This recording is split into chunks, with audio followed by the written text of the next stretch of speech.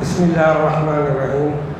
یہ پہلا سوال ہے، 7 مرتبہ سورہ فاتحہ پڑھ کر دم کرنا کیسا ہے، خود اپنے اوپر یا چھوٹے بچوں پر؟ ان الحمد للہ والصلاۃ والسلام علی رسول اللہ وبعد۔ دین اسلام میں سورۃ الفاتحہ کی بڑی اہمیت ہے، بڑی فضیلت ہے۔ بعض اہل علم نے اسے قرآن کریم کا خلاصہ بتایا ہے، یہ مقدمۃ الکتاب ہے،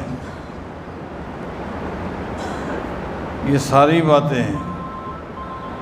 لیکن 7 عدد، 7 مرتبہ سورہ فاتحہ پڑھنا، یہ جو 7 کی قید ہے، ویسے تو قرآن کریم پورا کا پورا شفا ہے، اور اس صورت کو اپنے اوپر پڑھنا، مریض پہ پڑھنا، یہ ایک الگ بات ہے، یہ جائز ہے۔ لیکن یہ 7 کا جو عدد ہے، یہ مجھے کہیں نہیں ملا، یہ میرے علم میں نہیں ہے۔ 7 کی قید، اپنے اوپر بھی آپ دم کریں، فاتحہ مریض پر بھی کم دم کریں، کبھی 1 مرتبہ، کبھی 3 مرتبہ، لیکن 7 کی جو قید ہے اور اس کے لیے الگ جو فضیلت ہے، یہ عمل مجھے کہیں نہیں ملا۔ ہاں، سورہ فاتحہ اپنے اوپر بھی دم کریں، مریض پر بھی کریں، اور اس کے لیے قید نہیں ہے کہ کتنی مرتبہ یہ آپ پڑھیں، 1 مرتبہ پڑھیں یا 10 مرتبہ پڑھیں۔ اگر آخری تشہد میں بندہ نماز میں شامل ہو اور سلام کے بعد جب نماز کے لیے کھڑا ہوگا تو کیا وہ رفع دین کرے گا؟ دیکھیں، نماز میں رفع الدین پہلا جو ہے وہ تکبیر تحریمہ کے وقت ہے، جب آدمی نماز شروع کرتا ہے اور جو سب سے پہلے تکبیر کہتا ہے، اس کو تکبیر تحریمہ کہتے ہیں۔ تکبیر تحریمہ کے ساتھ بھی رفع الدین ہے، اور رکوع میں جاتے ہوئے بھی رفع الدین ہے، اور رکوع سے سر اٹھاتے ہوئے بھی رفع الدین ہے۔ اسی طرح دوسری رکعت کے بعد بھی رفع الدین ہے۔ اب یہ شخص جب ملا تھا تو تشہد میں ملا تھا، تو تشہد میں ملتے وقت جو اس نے کہا تھا نا اللہ اکبر، یہ اس کی تکبیر تحریمہ تھی، اس نے تکبیر تحریمہ میں شرکت کر لی۔ اب اس کو قیام نہیں ملا، اس کو قیام نہیں ملا، تکبیر تحریمہ کے ساتھ جس حالت میں امام کو پایا وہ چلا گیا۔ امام جب السلام پھیرے گا، یہ کھڑا ہوگا، کھڑے ہوتے ہوئے جو اس نے اللہ اکبر کہنی ہے، وہ اس کی تکبیر تحریمہ نہیں ہے۔ البتہ رکعت پہلی ہے لیکن تکبیر تحریمہ نہیں ہے، اس لیے جہاں تک میرے علم میں ہے رفع الدین نہیں کرنا چاہیے۔ بعض اہل علم کا موقف ہے کہ ہر تشہد کے بعد رفع الدین کرنا چاہیے۔ یہ تشہد والی روایت میرے علم میں نہیں ہے، اور جس سے بھی میں نے پوچھا ہے انہوں نے اگر سنا ہے پتہ نہیں کہاں ہے، چونکہ میرے علم میں نہیں ہے، میں تو اس کا قائل نہیں ہوں۔ جو اہل علم کہتے ہیں کہ تشہد کے بعد رفع الدین ہے، وہ رفع الدین کے قائل ہیں، واللہ اعلم بالصواب۔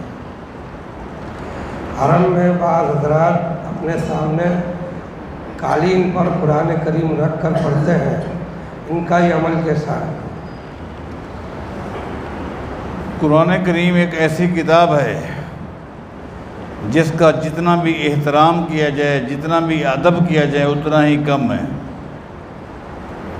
غالباً ابو داؤد کی حدیث ہے، ایک دن نبی علیہ السلام کے پاس کچھ یہودی آئے تھے۔ ان یہودیوں نے نبی علیہ السلام سے کہا کہ ہمارے ہاں ایک مسئلہ پیدا ہو گیا ہے، اس کے لیے ہم نے آپ کو جج بنایا ہے، آپ آئیں ہماری وادی میں اور ہماری گفتگو سنیں اور آپ فیصلہ سنیں۔ یہودی 2 حصوں میں تقسیم ہو چکے ہیں، لیکن سب نے کہا ہے محمد جو فیصلہ دے گا ہم مان لیں گے صلی اللہ علیہ وسلم۔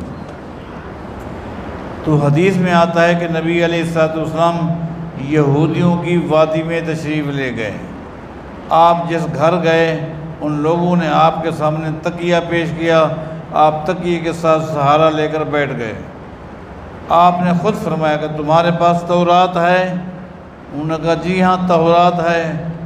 نبی علیہ السلام نے کہا تورات کو لے کر آؤ۔ وہ یہودی گئے اور تورات کو لے کر آئے۔ جس وقت نبی علیہ السلام کو تورات انہوں نے دی تو نبی علیہ السلام نے اپنا تکیہ جو تھا نا جی اس کو نکالا، اپنے سامنے رکھا اور تورات کو اس تکیے کے اوپر رکھا اور نبی علیہ السلام نے تورات کی طرف اشارہ کرتے ہوئے میں آمنت بک، اے تورات میں تیرے اوپر بھی ایمان رکھتا ہوں، تو آسمانی کتاب ہے، وَبِمَنْ أَنزَلَكَ، اور جس ذات نے تجھے نازل کی ہے میں اس ذات پر بھی ایمان رکھتا ہوں۔ اس کے بعد پھر آپ نے فرمایا کہ تمہارا جو سب سے بڑا عالم ہے اس کو لے کر آؤ، اپنا مسئلہ بھی پیش کرو، اس کے مطابق میں فیصلہ دوں گا۔ تو جب نبی علیہ السلام نے تورات کا اتنا احترام کیا کہ تکیے کے اوپر رکھا، تو قرآن کریم تو اس سے بڑی مقدس کتاب ہے، لہٰذا اس کو زمین پر رکھنا یا خالی قالین پہ رکھ دینا اور تلاوت کرنا یہ اتنا اچھا ادب نہیں ہے۔ اس لیے سامنے کوئی رحل ہونا چاہیے، کوئی ایسی اونچی چیز ہونی چاہیے جس کے اوپر قرآن کریم کو رکھا جائے۔ یہ قرآن کریم کا احترام ہے، ادب ہے، یوں کرنا چاہیے۔ ان بارشوں کی کثرت کی وجہ سے اکثر گھروں میں چھپکلیاں آ گئی ہیں اور ہم نے سنا ہے کہ یہ اللہ کا عذاب ہے۔ میرے علم میں یہ بات تو نہیں ہے کہ چھپکلیاں جو ہیں یہ اللہ کا عذاب ہے، یہ بات تو میرے علم میں نہیں ہے کہ یہ کہاں ہے کہ چھپکلیاں اللہ کا عذاب ہے۔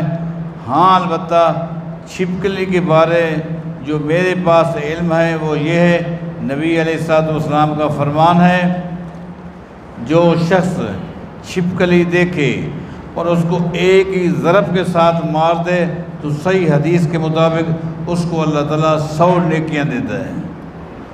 اگر کوئی شخص چھپکلی کو 2 ضربوں سے مارے گا تو پھر 1 کے مقابلے میں 100 کے مقابلے میں کم ثواب ہے۔ جتنا ضربیں زیادہ ہوں گی اتنا نیکیاں کم ہیں، ایک ضرب سے لگانے سے 100 نیکیوں کا ثواب ہے، یہ بھی حدیث ہے۔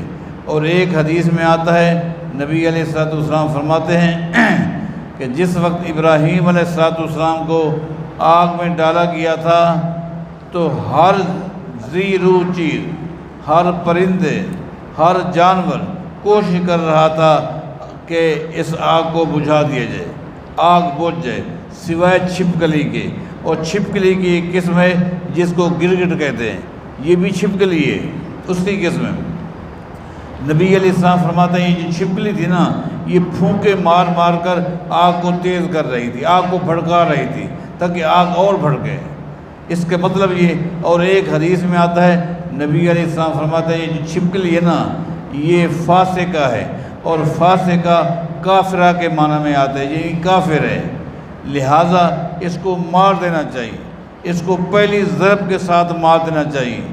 بلکہ غالباً صحیح مسلم کی حدیث میں آتا ہے ایک عورت سید عائشہ رضی اللہ تعالیٰ عنہ کے گھر گئی تو وہاں دیکھا کہ نیزہ لٹکا ہوا تھا۔ اب نیزہ جو ہے یہ ہتھیار ہے جو مجاہد کے پاس ہوتا ہے، جو میدان جنگ میں جہاد کرتے ہیں۔ اس عورت نے سیدہ عائشہ رضی اللہ تعالیٰ عنہ کے گھر میں نیزے کو دیکھا تو پوچھا یہ نیزہ کس لیے ہے، یہ نیزہ کس کے لیے ہے؟ تو سیدہ عائشہ نے بتایا کہ نبی علیہ السلام کا فرمان ہے جو چھپکلی کو ایک ضرب سے مارے گا اس کو 100 نیکیاں ملیں گی۔ میں نے یہ نیزہ اس لیے رکھا ہوا ہے، میں دیکھتی رہتی ہوں کہ میرے گھر میں کوئی چھپکلی آئے میں اس کو مار دیتی ہوں۔ میں سمجھتا ہوں اگر ان حدیثوں پر عمل کر لیے جائے یہ چھپکلیوں کا خاتمہ ہو جائے گا، یہ چھپکلیاں گھروں میں نہیں رہیں گی، کہیں بھی نہیں رہیں گی، لہٰذا یہ عذاب تھا کیا تھا یہ ختم ہو جائے گا اور نیکیاں بھی مل جائیں گی۔ یہ باتیں ہیں جو مجھے معلوم ہیں۔ جیسا کہ آپ نے بتایا تھا کہ شوہر کے انتقال کے بعد 20 دن میں وضع حمل ہو جائے تو اس عورت کی عدت پوری ہو جائے گی۔ اگر شوہر کے انتقال کے 6 مہینے بعد وضع حمل ہو تو وہ عورت وضع حمل کے بعد عدت پوری کرے گی یا 4 مہینے 10 دن بعد والی عدت پوری کرے گی؟ شریعت کا عمومی حکم یہ ہے والذین یتوفون منکم ویذرون ازواجا یتربصن بانفسہن اربعۃ اشہر وعشرا، جب کسی عورت کا خاوند فوت ہو جائے تو وہ 4 مہینے 10 دن عدت گزارے گی۔ یہ ایک عمومی حکم ہے، اور شریعت کا خصوصی حکم یہ ہے وَأُولَاتُ الْأَحْمَالِ أَجَلُهُنَّ أَن يَضَعْنَ حَمْلَهُنَّ، اگر کسی عورت کا خاوند فوت ہو جائے اور وہ حمل میں ہو تو اس کی عدت جو ہے وضع حمل ہے۔ اب یہ وضع حمل خاوند کی وفات کے 10 دن کے بعد بھی ہو سکتی ہے، 8 مہینے کے بعد بھی ہو سکتی ہے، 4 مہینے کے بعد، 6 مہینے کے بعد، 8 مہینے کے بعد بھی ہو سکتی ہے۔ لہٰذا جو حاملہ عورت ہے اس کی جو مدت ہے حمل ہے وہ وضع حمل ہے۔ جس کا خاوند فوت ہو گیا اور وہ حمل میں تھی اس کی عدت وضع حمل ہے، چاہے وہ 10 دن میں ہو جائے یا 10 مہینوں کے بعد ہو جائے، لیکن جو حاملہ نہیں ہے اس کی مدت جو ہے وہ 4 مہینے 10 دن ہے۔ سبحان، پتھر وغیرہ پڑا ہوا ہے اس کو ہٹا دینا کیسا ہے؟